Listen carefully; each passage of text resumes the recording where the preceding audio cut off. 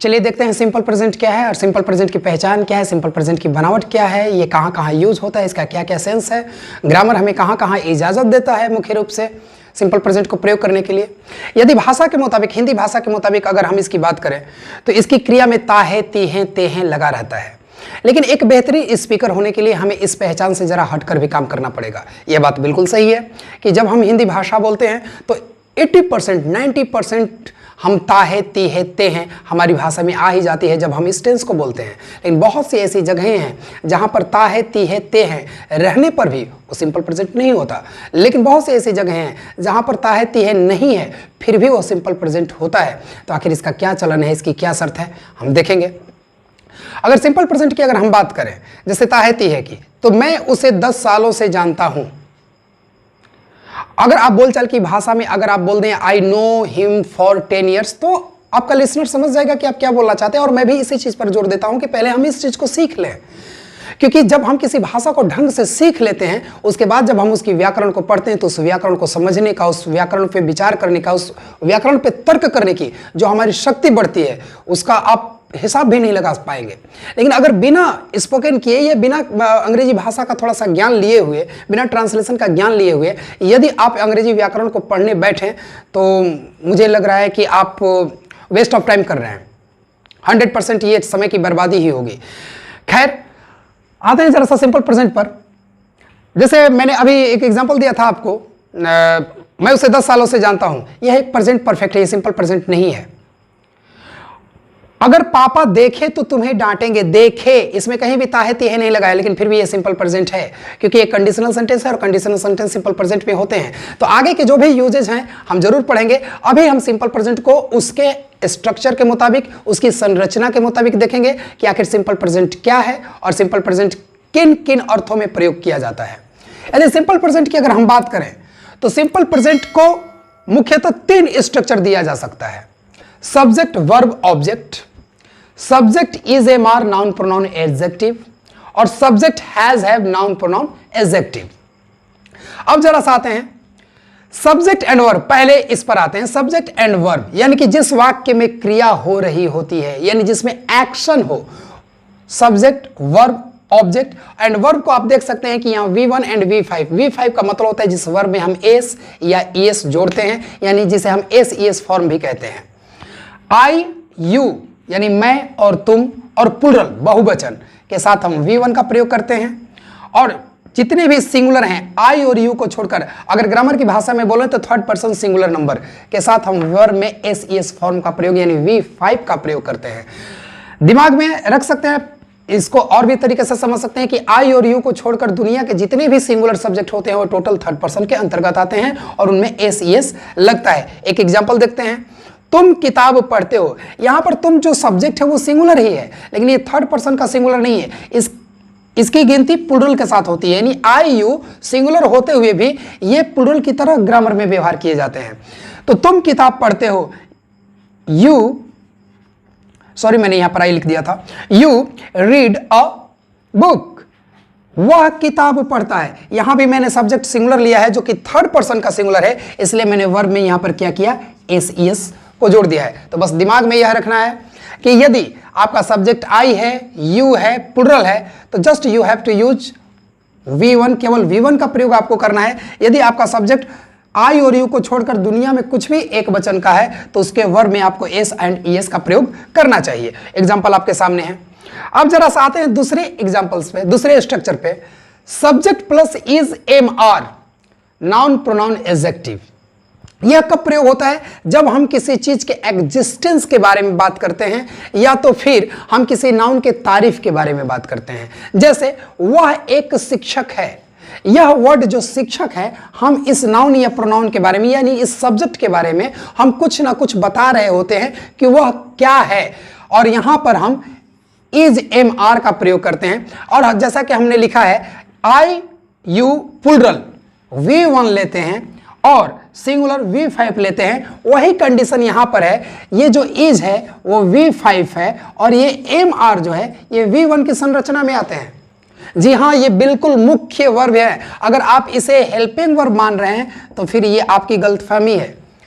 Is यहां पर एक मुख्य क्रिया के रूप में है। अब ये फिलोसफी जरा सा अगर इस पे तर्क किया जाए तो थोड़ा सा वीडियो और भी लंबा हो जाएगा कि क्यों यहां पर मुख्य क्रिया है। ये आगे की डिस्कशंस हैं और जब मैं वर्ब का वीडियो स्टार्ट करूंगा तो उसमें बिल्कुल बताऊंगा कि इज किस तरह से मुख्य क्रिया है। यहां पर ये हेल्पिंग वर्ब नहीं एक मुख्य क्रिया के रूप में यूज हुआ है। ये बाद की चर्चा है। आगे बढ़ते हैं। हमने फिर यहां भी वही नियम लागू किया। आई यू प्लूरल के साथ हमने V1 का प्रयोग किया है और सिंगुलर के साथ हमने V5 का प्रयोग किया है, यानी इज का प्रयोग किया है। यू आर अ टीचर, यहां पर मैंने आर का प्रयोग किया है, यानी कि V1 का प्रयोग किया है। आगे बढ़ते हैं। तीसरा स्ट्रक्चर सब्जेक्ट प्लस हैज है प्लस नाउन प्रोनाउन एडजेक्टिव, और यहां भी इस नियम को याद रखना होगा। आई यू प्लूरल के साथ हमें V1 यानी हैव V1 की श्रेणी में आता है और हैज V5 की श्रेणी में आता है। और ये V1 कैसे है, ये V5 कैसे है, अगले स्लाइड में मैं जरूर डिस्कस करूंगा।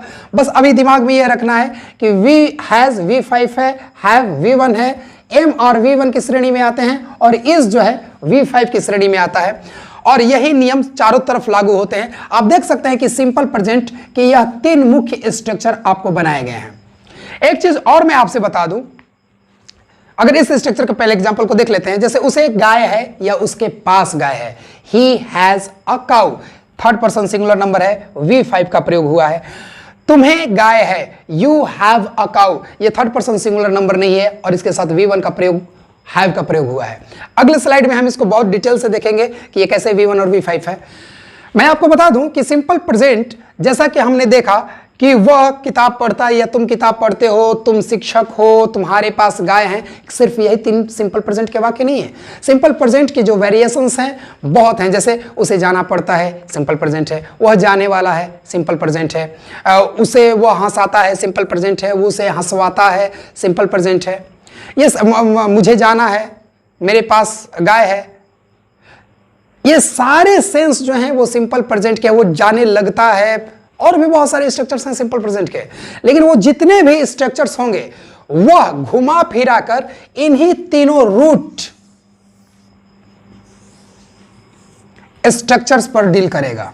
और रूट स्ट्रक्चर इन तीनों में अगर माना जाए तो रूट स्ट्रक्चर आपका यह है, सब्जेक्ट वर्ब ऑब्जेक्ट। यानी कि जितने भी वेरिएशन सिंपल प्रेजेंट में बनाए जाएंगे इस रूट रूल से हटकर एकदम नहीं होगा। यानी जितने भी सिंपल प्रेजेंट के वाक्य होंगे या तो उसमें सब्जेक्ट V1 V5 होगा, उसमें डू डज होंगे, उसमें इज एम आर होगा, उसमें हैज हैव होगा, उसके बाद सिंपल प्रेजेंट में कुछ भी नहीं होगा। यानी यही सिंपल प्रेजेंट की दुनिया है। अब इस सिंपल प्रेजेंट की दुनिया में जितने स्ट्रक्चर आप अपने दिमाग से बना लें, आपके पास कितना आपने ग्रामर अध्ययन किया है, कितने तर्कों को जानते हैं, फिनाइट नॉन फिनाइट और भी बहुत सारी कितनी चीज़ों का यूज करना ढंग से आप जानते हैं, उसके मुताबिक आप खुद भी संरचना कर सकते हैं स्ट्रक्चर्स की। बाकी जो ग्रामरियन ने संरचना कर रखी है, जिनके विशेष कुछ अर्थ होते हैं, उनको मैं लेकर आपके सामने आया हूं, जो नेक्स्ट स्लाइड में हम देखेंगे।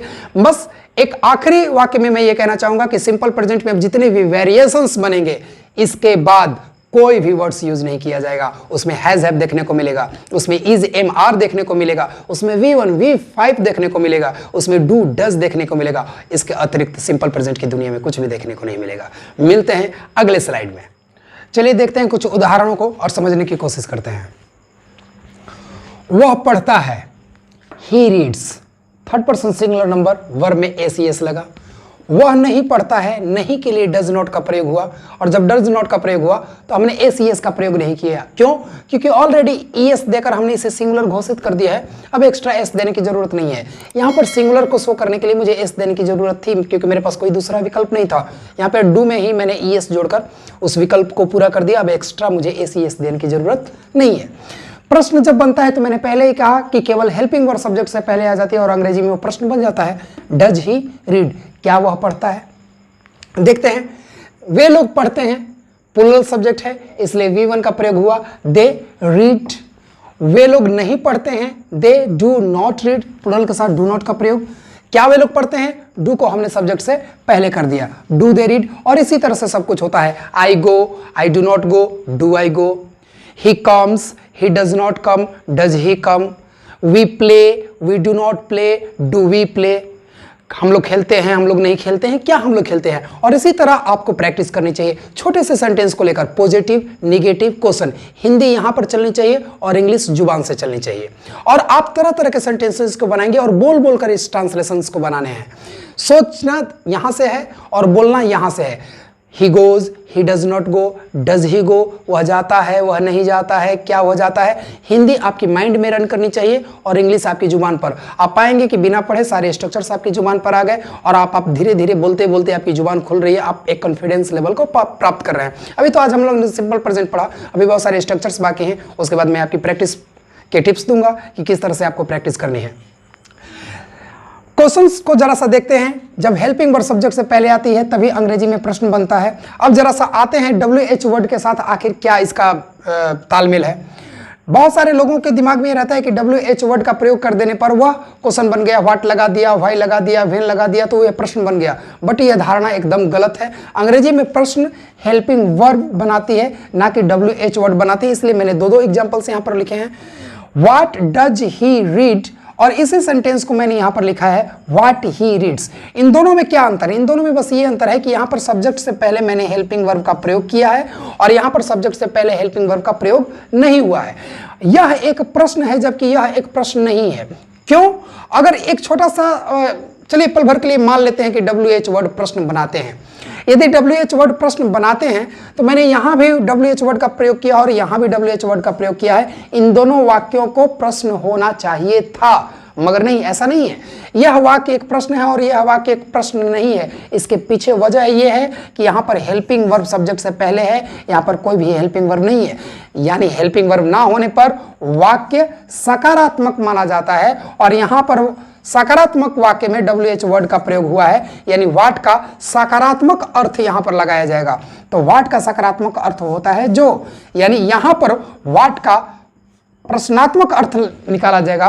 व्हाट का प्रश्नात्मक अर्थ होता है क्या, तो इसका अर्थ होगा वह क्या पढ़ता है, जबकि इसका अर्थ होगा वह जो पढ़ता है। आगे बढ़ते हैं। तुम कहां रहते हो, यह एक सवाल है। Where do you live. अब यह वाक्य इसलिए प्रश्न नहीं है कि इसमें वेयर लगा है, क्योंकि वेयर तो मैंने यहां भी लगाया है, वेयर यू लिव, जो कि एक प्रश्न नहीं है। अगर वेयर प्रश्न बनाता है तो इस वाक्य को भी प्रश्न होना चाहिए था, मगर यह वाक्य प्रश्न नहीं है।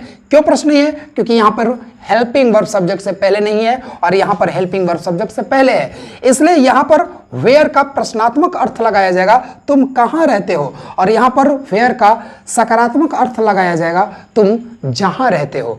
दूसरे एग्जाम्पल को देखते हैं। व्हेन डज पापा कम, और यहां पर है व्हेन पापा कम्स।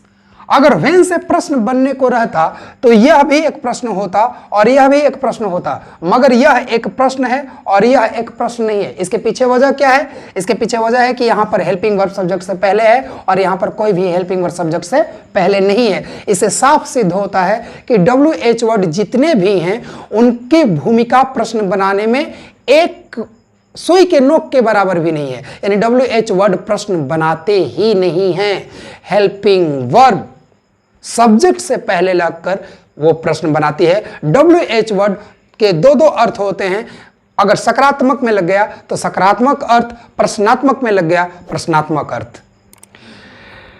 इसके बाद के जिस वीडियो में मैं मिलूंगा वो सिंपल प्रेजेंट की जो दुनिया होगी, उसके जो भी स्ट्रक्चर्स होंगे, जो स्पेशल स्ट्रक्चर्स जो हमारे बातचीत में, हमारे वार्तालाप में, हमारे डेली लाइफ में यूज किए जाते हैं, वो कौन कौन से स्ट्रक्चर्स हैं, उनके साथ में पेश होता हूं। नेक्स्ट वीडियो में मैं आप लोग के साथ मिलता हूं। Till then take care and be happy. Thank you very much. Have a nice evening, have a nice moment.